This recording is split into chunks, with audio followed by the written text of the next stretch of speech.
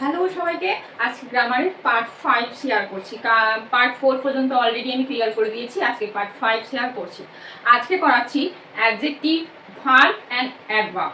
অ্যাডজেক্টিভের একটা বিশাল বড় পার্ট, অ্যাডজেক্টিভের অনেকগুলো ক্লাসিফিকেশন আছে, বাট আমি অ্যাডজেক্টিভটা যেহেতু আমি জাস্ট বোঝাচ্ছি সবার জন্য, সবাই যদি বুঝতে পারে অ্যাডজেক্টিভটা কীভাবে বুঝতে হয়, সেই জন্য আমি অ্যাডজেক্টিভের বেসটুকু আমি শেয়ার করছি। আমি আবার অ্যাডজেক্টিভের পুরো ক্লাসিফিকেশন নিয়ে, অ্যাডজেক্টিভগুলো কিভাবে ভাগ করা হয়েছে, অ্যাডজেক্টিভ ক্লাসিফিকেশনের মধ্যে কি কি পড়ে, সমস্ত কিছু অ্যাডজেক্টিভের আমি আলাদা আবার ক্লাস করাবো। বাট যেহেতু এটা গ্রামারের র ফর্ম, বেস ফর্মের ক্লাস, তাই জন্য আমি অ্যাডজেক্টিভটা ডেফিনেশন, কিভাবে অ্যাডজেক্টিভ আইডেন্টিফাই করবে, অ্যাডজেক্টিভকে আমরা মূলত কিভাবে ভাগ করি, সেইগুলো শুধু আমি এই ক্লাসগুলোতে শেয়ার করছি।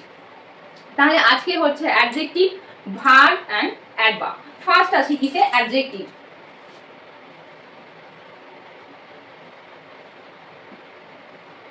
অ্যাডজেক্টিভ অ্যাডজেক্টিভ মানে কি? অ্যাডজেক্টিভ মানে কি সবসময় মনে রাখবে, নাউন, প্রোনাউন, তারপরে কিন্তু অ্যাডজেক্টিভ আসে। অ্যাডজেক্টিভ কি করে? নাউন এবং প্রোনাউনের দোষ, গুণ, অবস্থা, সংখ্যা, পরিমাণ, এইগুলো কি করে? বোঝায় যে নাউন বা প্রোনাউনটা কি রকম, সেটা বোঝায় কে? অ্যাডজেক্টিভ। তাহলে ডেফিনেশনটা কি হবে? ডেফিনেশন হবে এটাই, এ কি করে? নাউন অথবা প্রোনাউনের কি করে?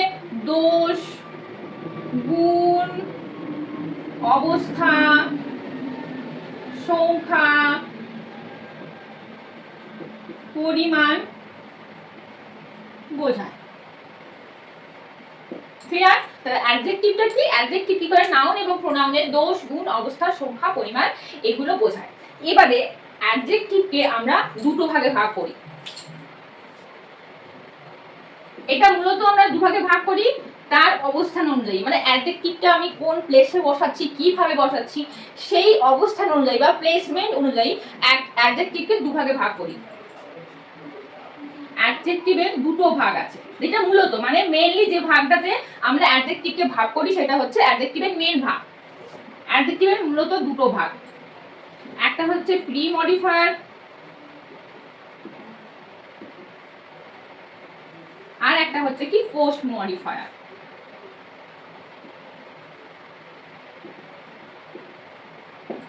বোঝা গেল? তাহলে pre modifier and post modifier. Pre modifier and post মডিফায়ারের মধ্যে ডিফারেন্সটা কোথায়?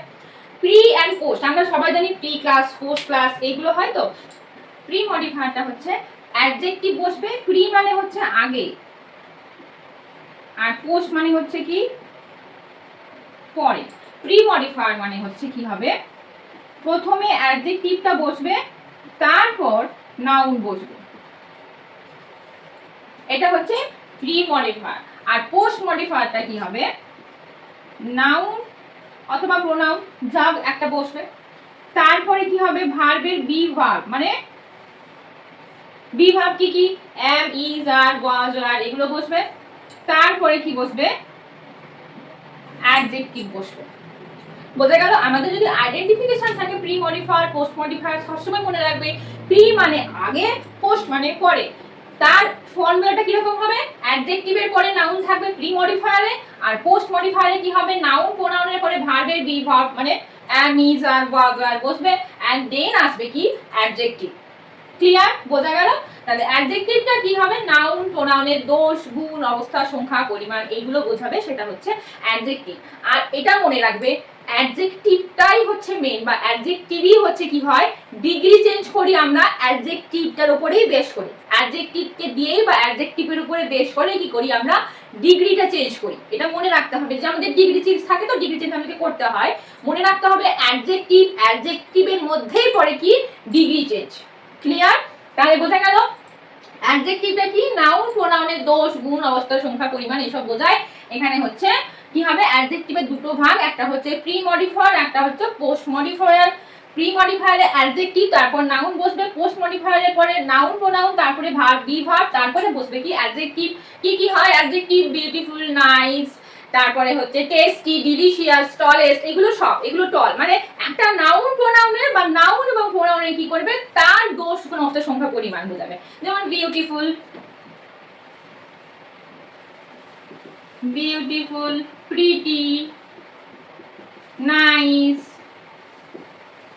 Tallest, taller, etcetera. এই যে টলেস্ট, টলার, টলার, টলেস্ট, এটা কি ডিগ্রি? তো তাহলে positive degree, comparative degree, superlative degree, তাই তো? তাহলে অ্যাডজেক্টিভের মধ্যে আমি বলেছি ডিগ্রি পড়ে। তো অ্যাডজেক্টিভটা হচ্ছে এইগুলো, বিউটিফুল মানে নাউন প্রোনাউনের পরে বা নাউন প্রোনাউনটাকে এনহ্যান্স করবে, নাউন প্রোনাউনের দোষ গুণ বোঝাবে যে সেটা কি বোঝাচ্ছে, নাউনটা কি রকম বা প্রোনাউনটা কি রকম, নাউনের কি দোষ বা প্রোনাউনের কি দোষ, এইগুলো বোঝাবে কি অ্যাডজেক্টিভ। তাহলে অ্যাডজেক্টিভটা র বেস ফর্মটা আমি জাস্ট ক্লিয়ার করছি, যাতে পরবর্তীকালে অ্যাডজেক্টিভ যখন আমি ফার্স্টলি ক্লিয়ার করব তোমাদের সামনে তোমরা যেন পরিষ্কার বুঝতে পারো, এই জন্য আমি জাস্ট র বেস ফর্মটা শেয়ার করছি। আচ্ছা, অ্যাডজেক্টিভের পরে আসবো কি, অ্যাডজেক্টিভ যেটা নাউন প্রোনাউন হয়ে গেছে অ্যাডজেক্টিভ, এরপরে আসবো ভার্ব। তাহলে ভার্ব, ভার্ব মানে কি? ক্রিয়া, কাজ করা বোঝায়। আমরা যা কাজ করি সমস্ত কিছু কার আন্ডারে পড়ে? ভার্বের আন্ডারে পড়ে। আমি যখন পার্টস অফ স্পিচের একটা ক্লাস করেছিলাম তখন আমি বলেছিলাম যে সেখানে সমস্ত পার্টস অফ স্পিচটা একটা ক্লাসেই বুঝিয়েছিলাম।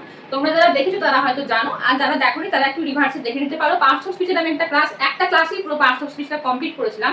সেখানে বলেছিলাম, বা ইভেন এই কিছুদিনের মধ্যে ভার্ব নিয়ে যখন ডিসকাস করছি তখনও বলেছি যে ভার্ব কি? ক্রিয়া, মানে কাজ করতে হয়, আমাদেরকে ফিজিক্যালি অ্যাক্টিভ থাকতে হবে।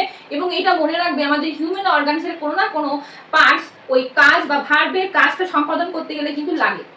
এটা হচ্ছে ভার্বের মেন ফর্মুলা, বা আমি এটা বলে থাকি যে ভার্ব, তুমি নিজেও দেখবে যে ভার্ব মানে কাজ করা। তো কাজ করতে গেলে কি হয়, আমাদেরকে হিউম্যান অর্গানসের কোনো পার্টস কি করতে হয়, আমাদেরকে কাজ করার জন্য মানে আমাদেরকে হেল্প নিতে হয়। তো সেই জন্য মনে রাখবে যে যখনই কিছু করবে বা কিছু কাজ করা বোঝাবে, ফিজিক্যাল ওয়ার্ক আউট বোঝাবে, তখন সেটা হবে কি? ভার্ব। তাহলে ভার্ব মানে কি? ক্রিয়া।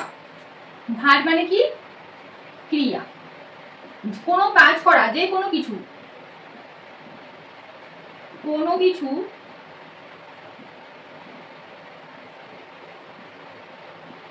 কাজ করা বোঝালেই কি হবে? ভার্ব। ভার্বকে আমরা ভাগ করি auxiliary verb, modal verb, auxiliary verb বা হেল্পিং ভার্ব বা মোডাল ভার্ব। ঠিক আছে, ভার্বের হচ্ছে কি আছে? দুটো ভাগ আছে। একটা কি আছে? একটা হচ্ছে অক্সিলিয়ারি ভার্ব, আর একটা কি verb? Modal verb. Regular verb, irregular verb, linking verb, সেগুলো একটা ভাস্ট ডিসকাশন, সেটা আমি পরে আলোচনা করব পার্ট বাই পার্ট। যেহেতু আমি বেস্ট ফর্মটা শেয়ার করছি তো আমি বেস্টটুকু ক্লিয়ার করার চেষ্টা করছি। আচ্ছা, তাহলে ভার্ব কি? অক্সিলিয়ারি ভার্ব আর মোডাল ভার্ব, এই দুটোই হচ্ছে ভার্বের মেইন ক্লাসিফিকেশন, বা এই দুটোর মধ্যে সমস্ত কিছু কি হয় পড়ে। আচ্ছা, এবারে আসি অক্সিলিয়ারি ভার্ব। অক্সিলিয়ারি ভার্বকে আমরা হেল্পিং ভার্বও বলি, কারণ কোনো সেন্টেন্স ফর্মেশন করতে গেলে আমাদেরকে কোনো একটা ভার্বের হেল্প নিতে হয়। Without verb we cannot form a sentence. So auxiliary ভার্বের আন্ডারে কি কি পড়ে? অক্সিলিয়ারি ভার্বের আন্ডারে পড়ে কি কি? বি ভার্ব, হ্যাভ ভার্ব আর ডু ভার্ব। ঠিক আছে, আর মোডাল ভার্বটা আমি আসছি। এবারে বলি বি ভার্ব। বি মানে কি? হওয়া বা হই, এরকম বোঝাবে। হ্যাভ মানে কি? আছে, আর ডু মানে কি? করা। ক্লিয়ার? তাহলে বি মানে হওয়া, হ্যাভ মানে আছে, ডু মানে করা। বি ভার্বের আন্ডারে কি কি পড়ে? বি ভার্বের আন্ডারে পড়ে কি কি? am, is, are, was, were। এইবারে বলি am is হচ্ছে সিঙ্গুলার ফর্ম প্রেজেন্ট টেন্স।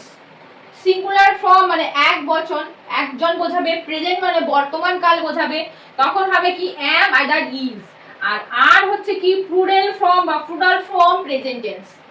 এবারে আসি was। was হচ্ছে am, is এর হচ্ছে পাস্ট ফর্ম হচ্ছে was, মানে অতীতকালে সিঙ্গুলার ফর্মে কোনো জিনিস ছিল, সেখানে বি ভার্বের কি ফর্ম বসবে?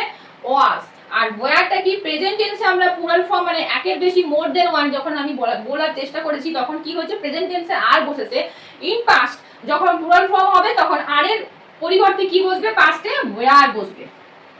ক্লিয়ার এখান পর্যন্ত? তাহলে বি ভার্বের আন্ডারে কি কি বললো? am, is, are, was, were।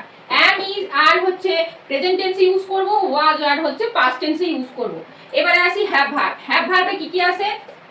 Have ভার্বে আছে have, has and had। Clear? Have has হচ্ছে প্রেজেন্ট টেন্স, আর হ্যাড হচ্ছে হ্যাভ হ্যাজ এর পাস্ট টেন্স হচ্ছে হ্যাড। যে এখানে যেহেতু একটা ডিভিশন ছিল, am is সিঙ্গুলার ফর্ম ছিল প্রেজেন্ট টেন্সে, তাই সেখানে পাস্ট টেন্স হলে was ইউজ করতাম, আর আর হচ্ছে singular form present tense, past tense হলে আমি were ইউজ করছি। আর হ্যাভ ভার্বে কি আছে? Have, has and had.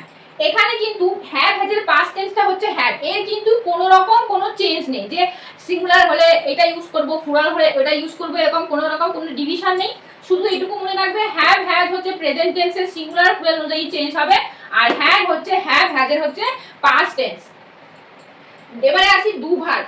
Do ভার্বটা কি? ডু ভার্ব হচ্ছে do, does and did. Do, does and did. Do does হচ্ছে প্রেজেন্ট ফর্ম, আর ডিড হচ্ছে ডু ডাজের পাস্ট ফর্ম হচ্ছে ডিড।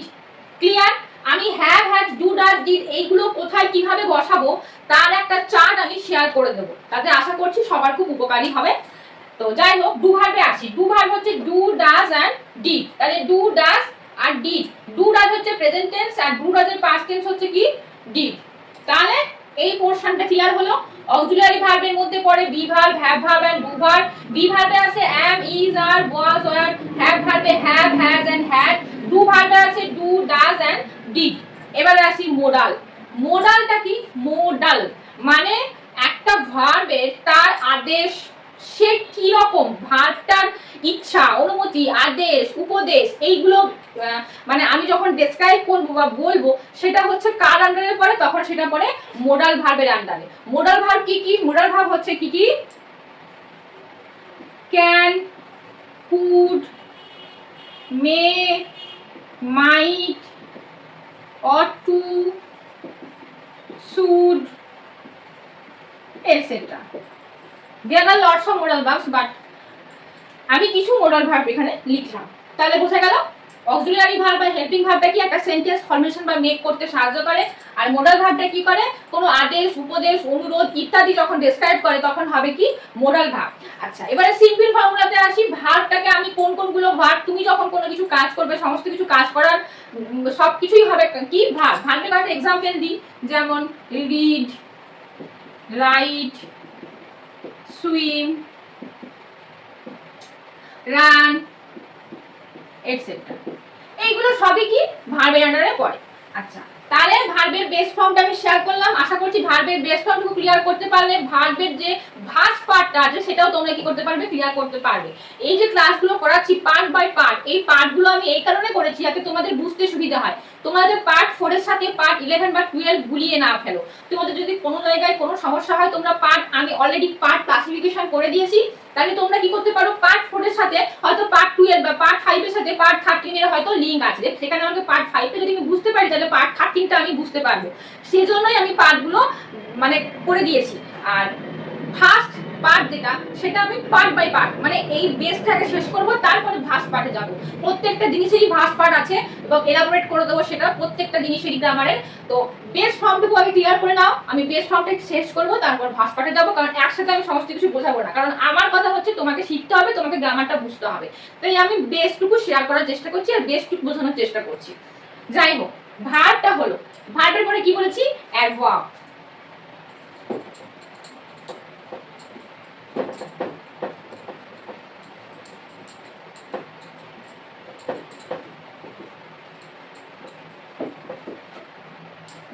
আচ্ছা, অ্যাডভার্বটা কি?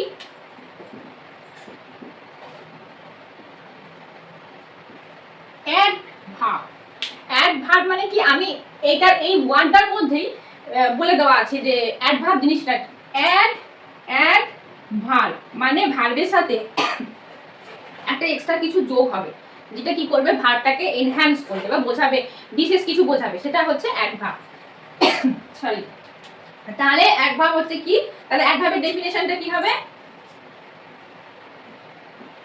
ভার্বের দোষ, গুণ, অবস্থা, সংখ্যা,